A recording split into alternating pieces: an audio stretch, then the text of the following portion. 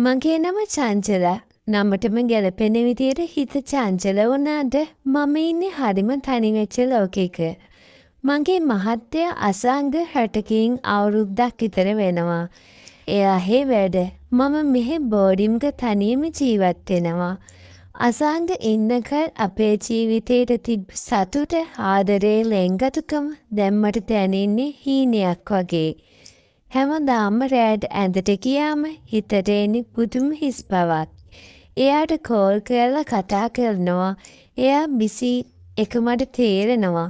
ඒත් මට තේරෙනවා මට එයාගේ ස්පර්ශය නැතුව ජීවිතේ තනිකමක්. ඒ තනිකම ඇතුලේ මම හිටි හිර වෙලා වගේ.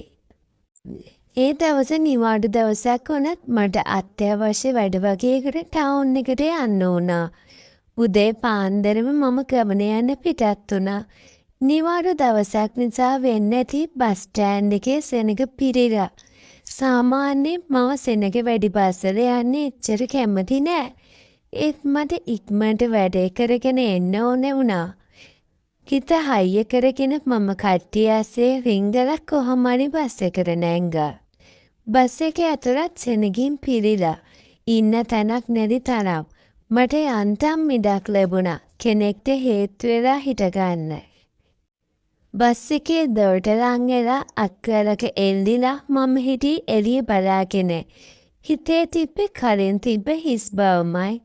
ටික වේලාවක් යනකොට මට දැනුණා මගේ පිටිපස්සෙන් කෙනෙක් හේතු වුණා කියලා. මුලින්ම මට හිතුනේ සෙනඟ වැඩි නිසා වෙන්නේ නැති කියලා. ඒ ටිකෙන් ටික ඒ ස්පර්ශය වෙනස් වුණා. ඒක සාමාන්‍ය ස්පර්ශයක් නෙවෙයි. මගේ පිටට එනට හේතු වෙලා තිබ්බ ඒ ස්පර්ශයේ මොකක්ද අමුතු හැඟීමක් තිබුණා. මගේ ඇඟ සීතල වෙලා ගියා. අවුරුද්දකට විතර පස්සේ මට ආයෙත් පිළිම ස්පර්ශයක් දැනෙන්නේ. එයා රටේ ඉන්නකම් මම මේ වගේ දෙයකට අත පෙව්වොත් කියලා හිතට පොඩි බයක් ආවා. ඒත් ඒ බයත් එක්කම මගේ ඇඟ පුරාම පුදුම ආශාවක් පැතිරෙන්න ගත්තා. ඒක ආදරයට වඩා වෙනස් තහනා වුණත් ආකර්ෂණීය හැඟීමක්. මම හැමීට පිටිපස්ස හැරිලා බැලුවා. මගේ පිටිපස්සෙන් හිටියේ තරුණ කොල්ලෙක්. එයාගේ ඇස්වල තිබ්බේ දඟකාර බැල්මක්. එයා මට දැක්ක ගම ලස්සනට hina වුණා. ඒ hinaවෙන් මට තේරුණා මූ වෙන චැක්කක් ගහන්න කියලා. සාමාන්‍යයෙන් නම් මම මේ වගේ වෙලාවක බය වෙලා එයාගෙන් ඈත් වෙලා යනවා. ඒත් අද මට එහෙම කරන්න හිතුනේ නෑ. මගේ හිත ඇතුලේ මොකක්ද පළවේගය මා වෙතින් අයින් වෙන්නේ නොදී අල්ලගෙන හිටියා. අසංග රට ගියාට පස්සේ මට කාලෙකින් මේ වගේ සතුටක් ලැබුණේ නෑ. ඒ සතුට කිව්වේ ආදරේ නෙමෙයි. මම තනියම ඉන්න මේ දවස්වල මගේ ඇඟට දැනෙන මේ අමුතු හැඟීම් ගැන කාට කියන්නද? මේ කොල්ලගේ ස්පර්ශය මගේ හිතේ තිබ්බ හැම ආශාවක්ම අවදි කරා. මගේ ඇඟට දැනුණු ඒ උණුසුම මගේ හදගැස්ම වැඩි කරා. මම මේ ස්පර්ශයට ආසාවෙන් එහෙම්ම හිටියා. මගේ හිත කිව්වේ චංචලා මේක වැරදි. මහත්යර ද්‍රෝහි වෙන්න එපා. ඒත් මගේ ඇඟට දැනුණු ආශාව ඊට වඩා බලවත් වුණා. මම මේ තහනම් සතුටට යටත් වුණා. බස් එක නවත්තලා ඊළඟ ස්ටොප් එකට ලං වෙනකොටම එයා හෙමීට මගේ අතට පොඩි කොළ කෑල්ලක් දැම්මා. මේක මගේ නම්බර් එක. එයා මගේ කාට කරලා මිමිනුවා. එයාගේ හුස්ම මගේ බෙල්ලට වැදිලා මාව තවත් වෙවුලන්න ගත්තා. ඊට පස්සේ එයා hina වෙලා බස් එකෙන් බැහැලා ගියා. මම එයා යන දිහා බලාගෙන හිටියා. මගේ හදවත ගිනි අරන් වගේ දැවුණා. මම වැඩ කරලා බෝඩිම එනකම් මගේ හිතේ තිබ්බේ අර නම්බර් එක. මගේ අත් බෑග් එකේ අර කොළ කෑල්ල පරිස්සමට තියාගෙන හිටියා. රෑට බෝඩිමේ කාමරේට ආවට පස්සේ මම ඇඳට වැටුණා. එදා දවසේ වෙච්ච හැම දෙයක්ම මගේ ඔළුවේ රූප රාමු වගේ දිවෙන්න ගත්තා. එයාගේ බැල්ම හිනාව මගේ ඇඟට දැනුණු ඒ උණුසුම මම දන්නේ නෑ ඇයි මට එහෙම හිතුනේ කියලා. ඒත් ඒ හැඟීම මට මාර විදියට දැනුණා. මගේ ඇඟේ හැම නහරයකින් ඒ ආශාව කරාගෙන ගියා. දැන් වැය 10ත් පහුවෙලා මම ෆෝන් එක අතට ගත්තා. අර නම්බර් එකට මිස් කෝල් එකක් දෙන්න නැද්ද කියලා හිතට සටනක් ඇති වුණා. මහත්තයාට ඩ්‍රොයි වෙන එක ගැන හිතට පොඩි අපහසුවක් දැනුණත් මගේ ශරීරයේ ඉල්ලපු දේ ඊට වඩා බලවත් වුණා. මගේ හිත කිව්වේ චංචලා උඹට මේක ඕනේ කියලා. මම තීරණය කළා මිස් කෝල් එකක් දෙන්න. ඒකත් මගේ හිතේ තිබ්බ ලැජ්ජාවත් ආශාවත් අතරේ සමබරතාවයක් ඇති කරන්න ගන්න විදිය.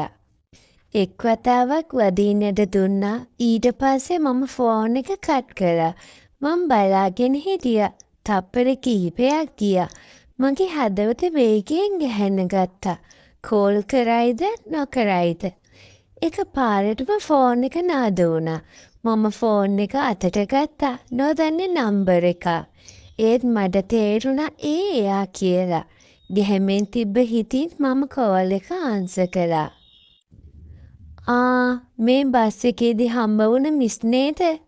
එහා පැත්තෙන් ඇහුණේ එයාගේ හඬ. එයාගේ කටහඬ පුදුම විදියට මට ඇහුණා. ඒක ආදරණීයයි. ඒ වගේම තරකාරයි. ඔව් මම චංචලා. මම හෙමීට කිව්වා. මට ලැජ්ජාවක් දැනුණත් මම මේක එළියට පෙන්නුවේ නෑ. චංචලා ලස්සන නමක්. මම රුවන්. රුවන්. මම හිතින් ඒ නම ආවර්ජනය කළා. ඔයා මට කෝල් කරේ මොකටද? මම ඇහුවේ මගේ හිතේ තිබ්බ දේ දන්නවා වගේ. මොකටද කියලා ඔයා දන්නව ඇතිනේ. එයා hina වුණා. ඒ hina මගේ හිතට පුදුම සතුටක් ගෙනාවා. අද රෑ ඔයාට එන්න පුළුවන්ද මාව බලන්න? මම ඇහුවේ හිතට අමුතුම ධෛර්යයක් නිසා. මගේ තනියම ඉන්න කාමරේ හිස්සැඳ මේ හැමදේම මාව මේ දෙයට කයු කළා. රුවන් ටිකක් කියලා කතා කරේ නෑ. මට හිතුණා මම වැරදි දෙයක් කිව්වා කියලා. එයා මට බෑ කියයිද? චංචලා මට යාළුවෙක් එක්ක එන්න පුළුවන්ද? එයා ඇහුවා. එයා එහෙම ඇහුවම මම පුදුම වුණා. යාළුවෙක් එක්ක මගේ හිතට එකපාරට පුදුම හැඟීමක් ආවා. ඒක බයක් වගේම තහනම් වුණු උද්වේගයක්. මම මේ වගේ දෙයක් කවදාවත් අත්දැකලා නැහැ. මගේ හිත ඇතුලෙන් කිව්වේ එපා කියලා. ඒත් මගේ ඇඟ ඉල්ලපු දේ මට ප්‍රතික්ෂේප කරන්න බැරි වුණා. මේ තනිකමට මේක හොඳම විසඳුම කියලා මට හිතුණා. මම හෙමීට කිව්වා. එන්නකෝ. කෝල් එක කට් කරාට පස්සේ මගේ හදවත වේගයෙන් ගැහෙන්න ගත්තා. මම ඇඳෙන් නැගිටලා කාමරේ එහාට මෙහාට ඇවිත්තා. මගේ ඇඟ සීතල වෙලා ගියා. දවසක් මගේ ජීවිතේ මේ වගේ දේවල් වෙයි කියලා මම කවදාවත් හිතුවේ නෑ. මම හෙමීට මගේ ඇඳුම් කබඩ් එක ඇරියා. ඇඳ ගන්න මොනවද කියලා මට හිතා ගන්න බැරි වුණා. අන්තිමට මම දුහුල් සැහැල්ලු ඇඳුමක් තෝරගත්තා. ඒක මගේ ශරීරය හැඩේ හොඳින් ඉස්මතු කරලා පෙන්නුවා. ඒ වගේම මගේ හංසය දෙන්නත් හොඳට පේන්න තිබුණා. මම කැඩපත දිහා බැලුවා. මගේ ඇසට තිබ්බේ ආශාව, බලාපොරොත්තු, ඒ වගේම පොඩි බයක්. මම පොඩි මේකප් එකක් දාලා කොණ්ඩේ ලිහලා සුවඳ විලවුන් ටිකක් ඉස්සා. දැරේ 12ටත් කිට්ටුයි. මම දොර දිහා බලාගෙන හිටියා. එක පාරටම දොරට තට්ටු කරන සද්දයක් ඇහුණා. මම ගැස්සිලා ගියා. මගේ හදවත වේගයෙන් ගැහෙන්න ගත්තා. මම හෙමීට ගිහින් දොර ඇරියා. දොර ළඟ හිටියේ රුවන්. එයාට පිටිපස්සේ තවත් කොල්ලෙක් හිටියා. එයා තමයි රුවන්ගේ යාළුවා. කසන්. දෙන්නම හරිම කඩවසා. මගේ හිතට පොඩි බයක් ආවත් ඊට වඩා වැඩිපුර ආවේ ආශාවක්. ඇතුළට එන්න මම හෙමීට කිව්වා. දෙන්නම ඇතුළට ආවා. රුවන් මගේ දිහා බැලුවේ එදා බස් එකේදී දැක්ක බැල්මටත් වඩා දඟකාර බැල්මකින්. කසන් පොඩ්ඩක් නිහඬ වුණාට එයාගේ ඇසලත් තිබ්බේ මාව කිරගන්න වගේ බැල්මක්. මම තර වැහුවා.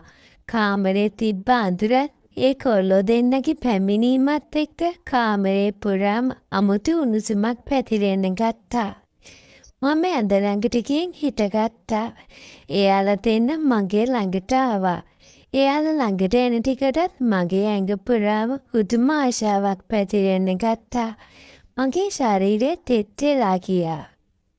අවුරුද්දකට විතර පස්සේ මට ආයෙත් මේ වගේ හැඟීමක් දැනෙන්නේ. මගේ ඇඟේ හැම නහරයකින්ම ඒ ආශාව කරාගෙන ගියා. මුලින්ම ආවේ රුවන්.